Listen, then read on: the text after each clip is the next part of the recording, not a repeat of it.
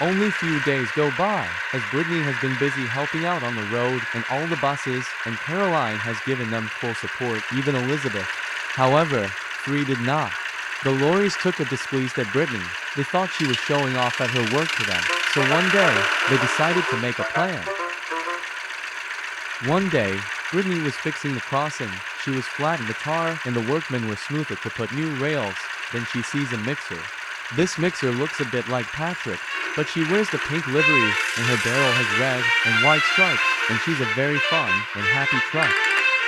Hello, I'm Britney. What's your name? I'm Susie, and I'm new mixer. I like to pour concrete on the road to make a new crossing to go over. More mixing means more work, and more work means more fun. The two enjoy working, having fun together as Susie pours more concrete and Britney would flat it. They were having a wonderful day. Suddenly, one of the lorries raced by.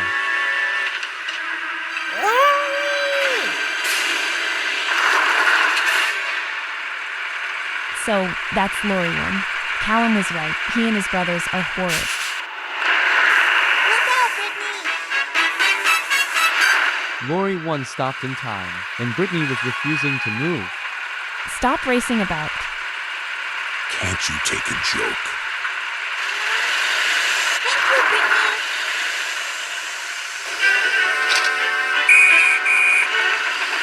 Later, Callum was scenting at Knoxville when Spencer pulled up beside him. Hello, Callum.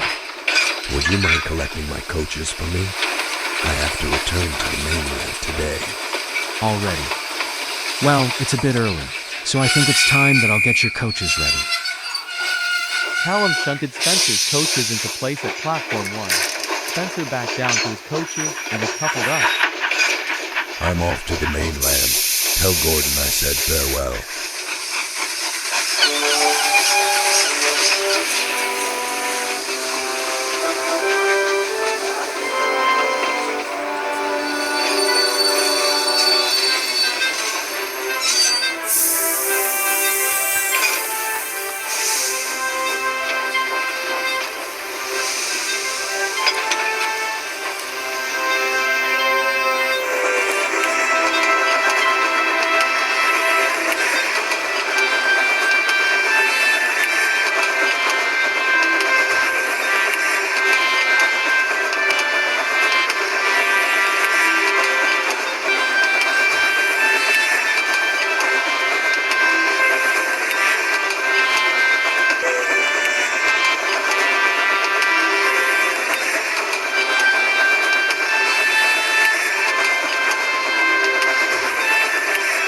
Spencer raced down the main line, puffing with pride. He thunders over the drawbridge, and he was on the main line.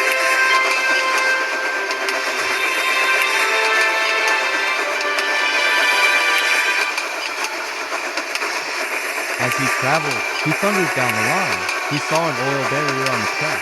His driver looks out and puts on his brakes. He tried to stop, but he hit the barrier and he came to a stop.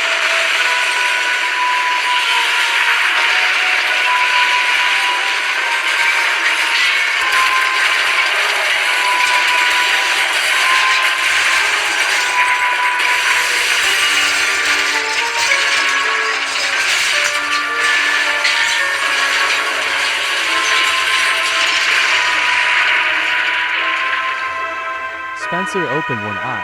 He saw that he was still on the rails. Then he smelled something burning. He looked back and saw the brake coach on fire. Quick! We need to call the fire brigade! We have to get these coaches separated immediately! Hurry! Spencer wasted no time as the guard uncoupled the coaches, and Spencer pulled the coach away as quickly as he could. They got away, just in time, but the brake coach was lost as the fire had burned the compartment. That evening, the news about Spencer's accident spread like wildfire and everyone began talking about it. Have you heard about what happened on the mainland? Yes, Henry. I heard from the workman that there was the strong smell of chemistry underneath the carriage during his return trip. But who would have putted in the chemistry underneath the brake coach? Well, I have seen someone. I was at the station dropping off the mail. What did you see, Percy? And who? Well, Gordon and James. I saw a big green diesel engine, and he looked very familiar, like he was the diesel named Bowler. Baller. Yes.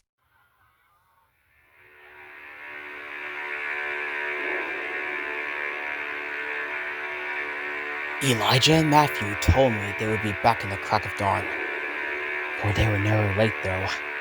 Or unless they might have gotten lost. Something must have gone wrong. Any news from them, Larry? As I reconsider, there were news from the Northwestern that there was the incident at the construction site that a lorry almost hit a steamroller, and a fire suddenly in a brake coach during the engine's return trip to the mainland. Then a new steamroller, huh? This shouldn't be a problem. But I'll make sure of that once I'm through with Callum. And then I'll make sure that steamroller will get some too. Anything could be done properly. Anything else? I believe that solution you see are approaching right now. What? Oh, Elijah, you came in at a bad timing, bringing those 2 diesel engines along. That does not improve my mood. Oh, beg pardon, Master, but these two, D199 and Class 40, are the mainland diesels. Why are they here, though? And what do they want? It so happened that you 3 shared the same common as the anti-steamy and anti-railway of all engines, and they want to help you. Is it true? Very true. We can show you everything you need to know about Sodor. And the steam engines as well. Even the diesels.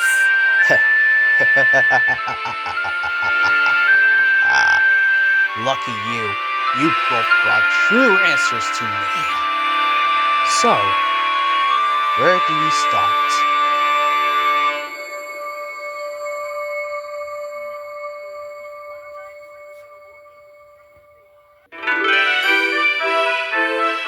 A little later at the Knapford Harbor, Britney was resting at the quay watching the ships. Her driver went to the shop to get some fish and chips, so she was waiting patiently for him to return. As the ships rolled in, she felt herself rolling towards the quay. She stopped just in time as her roller led towards the edge. Help! Someone help me! I'm going to fall! Luckily, Harvey was nearby and came to her aid. The workmen fastened the hook and Harvey pulled Britney away from the edge. Oh, thank you, Harvey. Thank you. What happened, Britney? Did your brakes fail? No, someone got into my cab and I don't know who was responsible for it. Unnoticed to them, Class 40 was in the siding, grumbling under his breath. Oh, I'm so close to getting rid of her. As the day goes by, as Britney was traveling towards the construction site, she was keeping her surroundings while traveling. She noticed a little car traveling down the road. All of a sudden, it skid on the oil and began to swerve out of control. Britney was shocked. She saw the car coming to her. She moved out of the way just in time. However, she rode off the road and crashed into the pond. Butch later pulled her out. As her driver was all right, he told the officer about what happened. At the sheds, Callum was looking down at his buffers that evening. He felt sorry that Britney have to be in the works to be checked over. On one hand, he knows she would never had any accidents, but on the other half, he was enraged. Whoever keeps harming anyone, this threat will end right now, here and elsewhere. Then, he noticed something moving in the shadows. He saw a familiar slipping out of the yard, with a smug look on his face. It was Class 40. He had putted Britney out of the way, and earlier he tried to do the same to Callum. But for the Class 28, that was a final straw.